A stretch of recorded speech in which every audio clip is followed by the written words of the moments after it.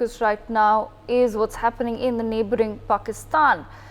Former ISI Chief Faiz Hameed has been taken into military custody and a court-martial proceeding has now been initiated against him as per the country's army. This is reportedly the first time the court-martial proceedings have been initiated against a former chief of Pakistan's ISI, the Inter-Services Intelligence. But who exactly is he? Lieutenant General Faiz Hamid was born in the village of Latifal Chakwal. He joined the Pakistani Military Academy in 1987 and was subsequently commissioned into the Baloch Regiment. He has served as the General Officer commanding of the 16th Infantry Division. Hamid's ascent to the top took place under former Prime Minister Imran Khan's regime. In February of 2015, Faiz Hamid was promoted to the ranks of Major General. In 2017, former Prime Minister Nawaz Sharif accused him and a group of Supreme Court judges of ousting Sharif. In April 2019, Faiz was promoted to the ranks of Lieutenant General and served as the co-commander in Peshawar and Bahawalpur. A few months later, in June of 2019, he became the Director General of the ISI. During his tenure, he was involved in Pakistan's strategic moves during the Taliban's takeover of Afghanistan. In fact, there is a photograph of him sipping tea with Talibani leaders soon after the US was made to exit Afghanistan and the Taliban's takeover was official. Back then, like I said, this photograph went viral wherein he was seen drinking tea with the Taliban in Kabul after the group took over Afghanistan in 2021. A year later, he announced his premature retirement, however, as the Director General of the ISI. Later in 2023, Hameed was accused of being the mastermind and beneficiary of the Al-Qadir Trust case, in which former Prime Minister Imran Khan has allegedly obtained billions of Pakistani rupees and lands worth thousands of canals for the Bahariya town. The reason cited for the arrest pertains to allegations that in 2017, Hameed misused his authority and orchestrated raids at the homes and offices of Muiz Khan, the owner of a private housing scheme. During the raids, Hameed reportedly seized valuables including gold, diamonds and cash. He allegedly extorted 4 crore rupees. The military and of course formed a committee then to investigate the allegations back in April. Meanwhile, we are also learning that disciplinary action has now been initiated against Lieutenant General Faiz under the provisions of the Pakistani Army Act.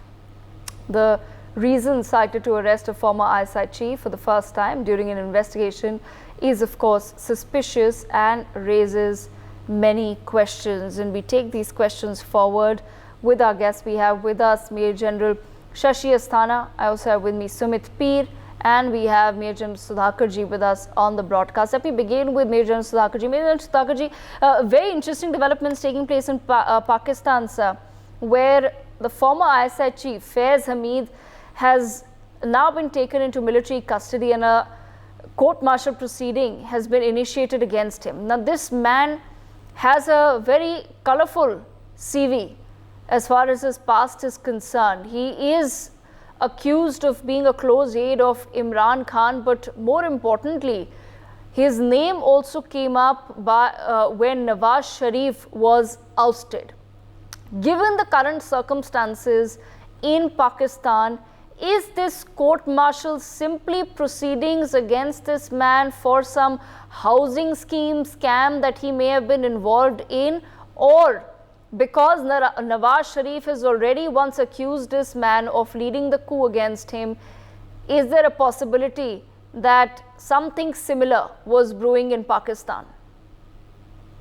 Devika, good evening. Thank you for getting me to your show. Compliments to our co-panelists and the viewers. As far as the subject per se is concerned, I must compliment NewsX actually putting its finger on the right spot. This is a very turning moment for Pakistan and the regional geopolitics. Very, very important.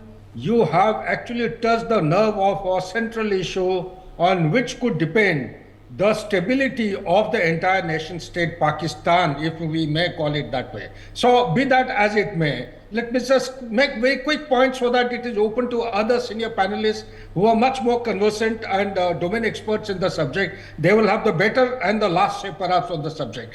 Very quickly, that this arrest is first of its kind in the history of ISI in Pakistan, to the best of my knowledge. I have been a student, I have been monitoring many things, but this gentleman is well into many issues of controversies. It is not one of its kind. Whether you talk about Nawaz Sharif, talk about the housing scam, talk about the many deals which have not come to the front line.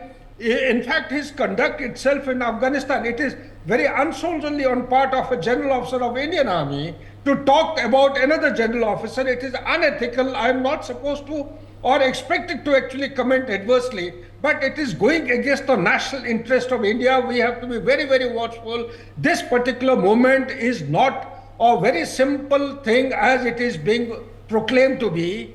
In my opinion, it is a cumulative impact of many issues which have actually pushed the agenda to this status.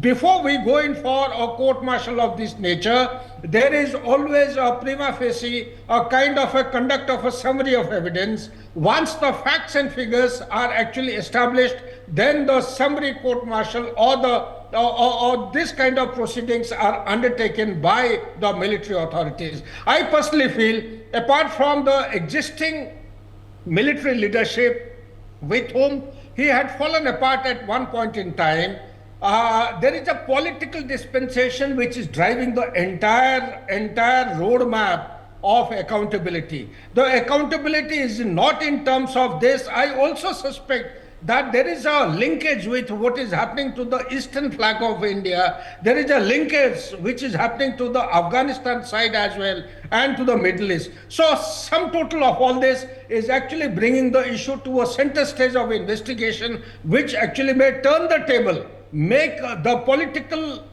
profile of Pakistan upside down if it is not handled deftly. Back to you, Devika. Right, absolutely. I want to bring in Major Shashi Hassan into the conversation as well. I want to understand your perspective on the same as well, sir. The fact that Shahbaz Sharif at the helm of matters right now in Pakistan, and suddenly a man who was close to Imran Khan, who continues to be languishing in the Pakistani jails, suddenly they've started an inquiry against him in a manner that is in a way unprecedented for Pakistan. Yes, Pakistan does have a long history of military coups and falling governments, of course, notoriously known for it. But as far as this particular aspect is concerned of starting proceedings against a former ISI chief, what do you think could possibly have triggered? And the fact that Pakistan, do you feel that Pakistan is just cooking up this story about some housing scam that this man was involved in, for which court-martial proceedings have been started against him? See, the former ISI chief being court-martialed is beyond the capability of the politicians to handle. Certainly, he has fallen out of pace and out of steps with the current chief. And there are many more reasons. Some you brought out in the commentary, and some I will highlight, I will elaborate a little more. Firstly, if you see that he was also the contender of the present chief. Along with him, he was in competition, and he was one of those who was being considered when the present chief got appointed. Number one. Number two, you brought out the case of that famous photo with the tea with Taliban. So his support to Taliban was tremendous. He has also been one of the major reasons of major embarrassment of United States in Afghanistan. And after that, he kept it up with that photograph the moment Taliban took over, and there was a forced withdrawal of USA, and he was there to celebrate too. So thereafter, certainly, United States was not too happy with this issue. Thirdly, in recent past, you have seen that Taliban is targeting the army. Normally what happens is that a former ISI chief can have lot of linkages still left even when he is retired. Maybe that the army would have found some linkages somewhere, or the old ones, because earlier he was propagating Taliban and Haqqanis and others to take over in Afghanistan. So there could be something wrong there as well. Fourthly, uh, corruption cases in Pakistan, generals being corrupt in Pakistan, there are a whole lot of them. They don't get court-martialed because of the corruption cases. And they are adequate. I mean, they generally cover up each other when in uniform or outside uniform. Only those guys get court-martialed who fall in place, out of place with the establishment. So I do not visualize that corruption is the only case. It may be one of the case, and all these factors would have put together. It could be one or two or all of them put together. So that's another issue. Thirdly, when you see the issues of the Taliban, I also look at it from a slightly different point of view, that America needs the strategic space of Pakistan. China needs the strategic space of Pakistan. Both of them, they play up with the generals, and it is easy for them to operate with the serving chief. And that serving chief, therefore, becomes important in this strategic equation. Many feel that if Pakistan is in the pocket of China, how is it that USA has got so much of influence? The fact is that most of the generals of Pakistan army, their children are studying in USA, or they are settled in USA, or their properties are there in USA. USA has to just stop their visa, and that's the end of it. Everybody will fall in line. Certainly, if this man was creating problems or was not comfortable for USA, enough pressure can be brought into Pakistan to get him into books. As far as cases are concerned, there are enough against all the generals. Anyone's case can be picked up any point of time and brought to proceedings thereafter. So it can be a mix of them. We can't really pinpoint as to what is the exact reason, but I'm sure there are many which can be speculated, and it could be a combination of a number of them. Back to you.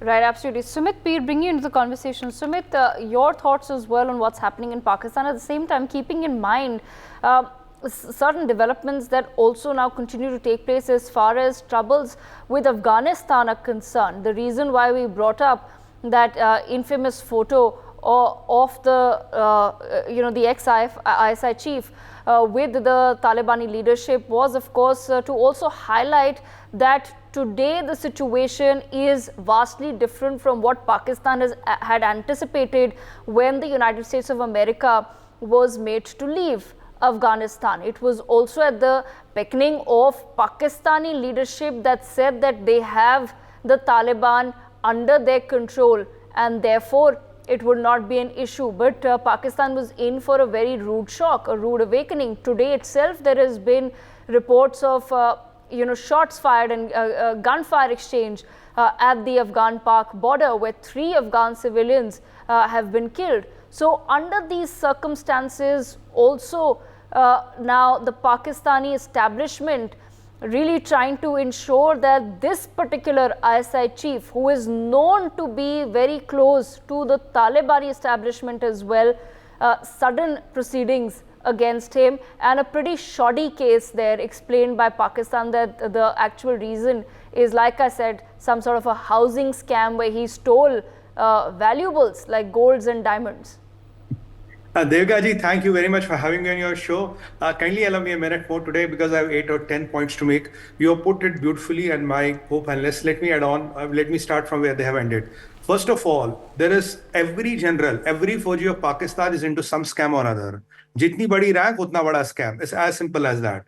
If you look at Shaheen, Bahri or Asgari, the three foundations of Fauj, which control more than 10% of the Pakistan GDP, and they all do lands, DHA and all is all done by them. So pointing out somebody that you did some misappropriation in DHA, that is not the case. This is how the generals make money in Pakistan. They don't depend on salary. Salary is only for Jeb Kharchi.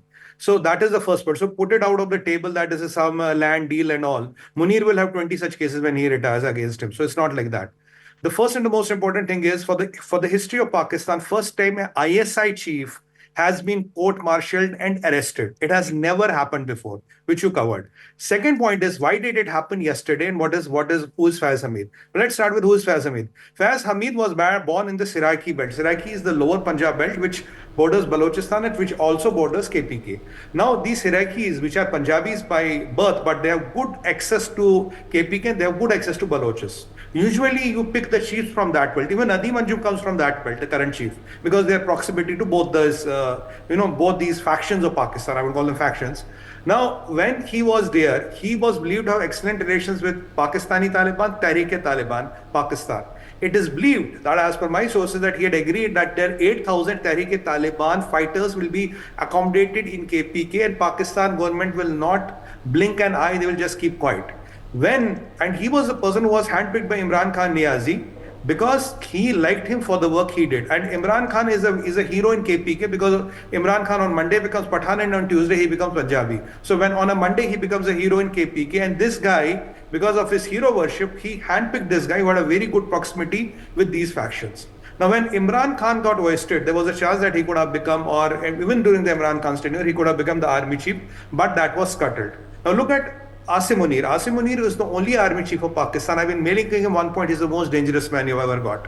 Head of military intelligence, head of ISI, now the general. Dangerous combination, and that too, Hafiz Quran Sayyid. 5 lethal combinations in one man, ambitious and willing to go for the big risks. So when Asim Munir got into the position, he left the position and said, I'm going to resign. Then comes Nadeem Anjum. He was his own guy. He put Nadeem Anjum in the place. That is the current ISI chief. Now what happens after that? Look, now it is believed that Faiz Hamid has loyalties within Pakistan Army, within ISI. And he has good control in Afghanistan. He has very good relations with TTP. And he has good relation with all Pakhtun tribes, where he is still a hero and Imran Khan's man. Now, recently, all the operations launched by Pakistan Army against Tehreek-e-Taliban Pakistan failed. They wanted to get Tehreek-e-Taliban guys. They came up with bundles and tons of body bags. So when it is believed that all the operational details and all what the Pakistani army was going to do, it was leaked through Faiz Hamid to TTP and to Afghans. Now, if you look at KPK, except 1 or 2 major bases, literally, Afghans or TTP is controlling whole of KPK. 42% of Balochistan is controlled by Majid Brigade today. Now, there was also at one more point wherein TTP and Majid Brigade, there was a truce which was built in. Who did that truce between the two? Again, Faiz Hamid.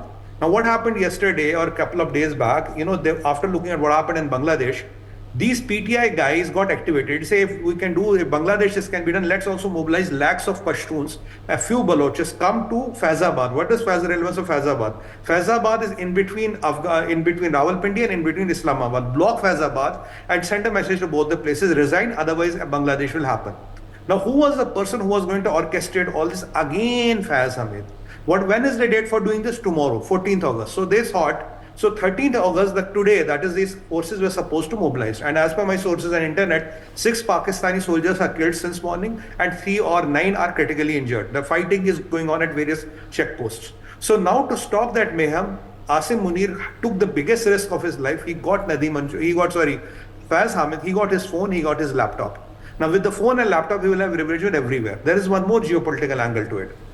Now look, Asim Munir is drifting to America because there's an imminent war which is going to happen in the Middle East. Yesterday, Lloyd Austin asked 3 carrier battle groups and nuclear submarines to march immediately to Middle East. Now, when they reach Middle East, it's a matter of time. There will be Israel-Iran conflict. It will happen any hour now. When that conflict happens, America will need bases in Balochistan. America will need landing strips in Balochistan.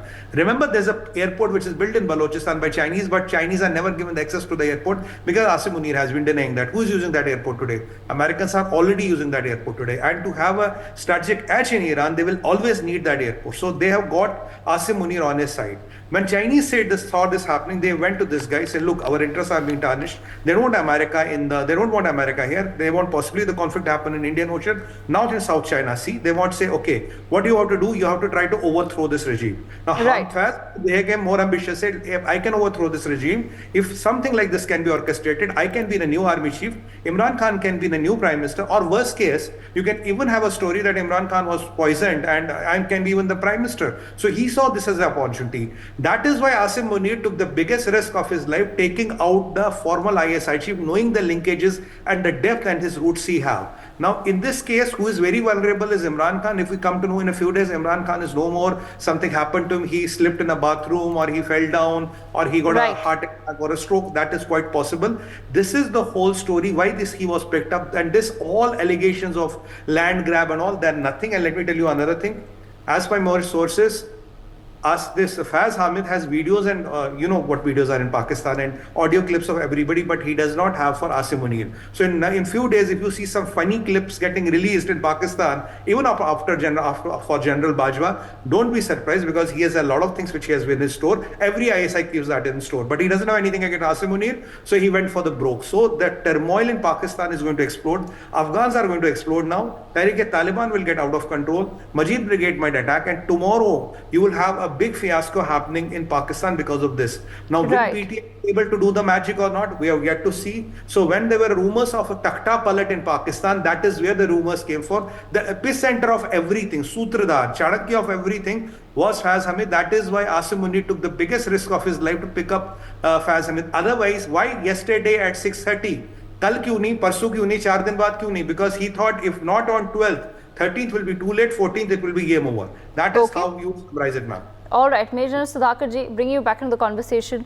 What are your thoughts as well on the whole aspect of Pakistan's very troubling relations with Afghanistan, which they've struggled to even come up with any sort of a workable relationship with their neighboring country, and of course the fact that Faiz Hamid did have close relations with the Taliban establishment, but soon after, of course, the takeover, we saw that there was a regime change in Pakistan as well, and somehow Pakistan ever since has not been able to establish good relations with Afghanistan.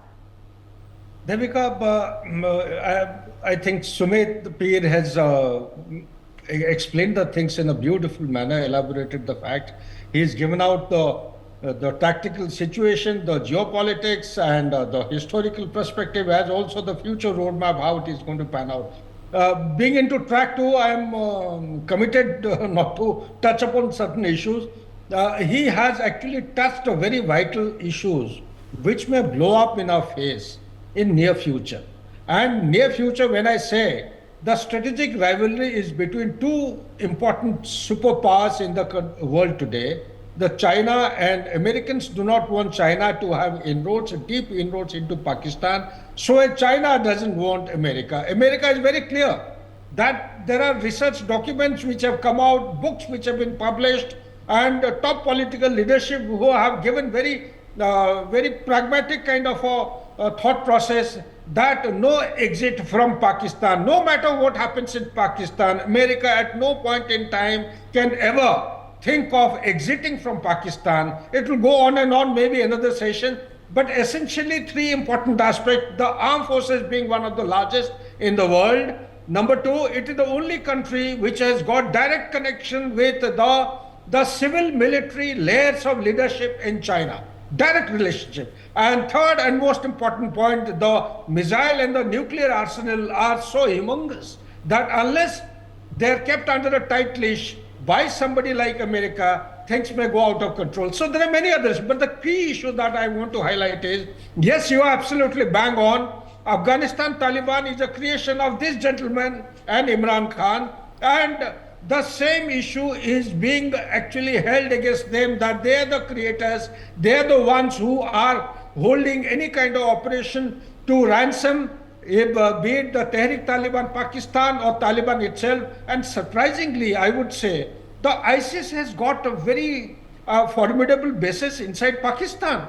So there are many serious contradictions which are coming to the fore, which will actually throw up many issues in times ahead. But one of the important issue I personally feel is that the political stability in Pakistan is going to be threatened and may likely to witness very, very serious challenges. Number two, the support from the Western alliances, particularly the IMF bailout, which has already been offered, 7 billion or some partial tranche has already been given for the interest debt servicing, that may come under a big problem as far as Pakistan is concerned. Third and most important is this year itself, by the end of August, Pakistan is expected to pay back a high percentage of the debt to China, which is approximately 30% of the total external debt, which is going to come under a very serious crisis. And last but not the least is the constitutional crisis, which the political dispensation has not been able to address. I fear that what Sumit Peer has actually outlined is only an understatement. It may actually witness and manifest in many serious forms, particularly the Taliban in Afghanistan. And let me also say that Al-Qaeda, this man has been brought up for the court-martial and he's been actually arrested because there is a linkage with the Haqqani network. The Haqqani network is instrumental and rather pivotal in actually collecting a huge amount of money from the drug production, processing and also the supply chain. This is also another issue which will come up by and by in due course of time. United Nations headquarters dealing with the subject, it seems to be the problem. This will be another issue. Last but not the least, China is very worrisome about the Gwadar port and the airport which Sumit was mentioning. It is a fact that this airport was essentially meant for China. But it is also a fact that this airport and the ALG, the advanced landing ground, is being used by none other than America as on today. They are looking for 4 more such kind of bases from where the aircrafts as also the AQ-9 drones can also be launched and can be maneuvered to get details of the information across the border into Iran and also into Afghanistan and back. And America has gone in for a final stage negotiation with Afghanistan, Taliban, and that negotiation is essentially to secure bases again, so that if push comes to shove, if the conflict actually unfolds the way Sumit Peer has outlined against Iran, then perhaps 3 cardinal directions against Iran would have been hemmed in, and America would have used them to the advantage of gaining mileage from the offensive which is being contemplated. Back to you, Devika. For more such videos, subscribe to the NewsX YouTube channel, hit the bell icon.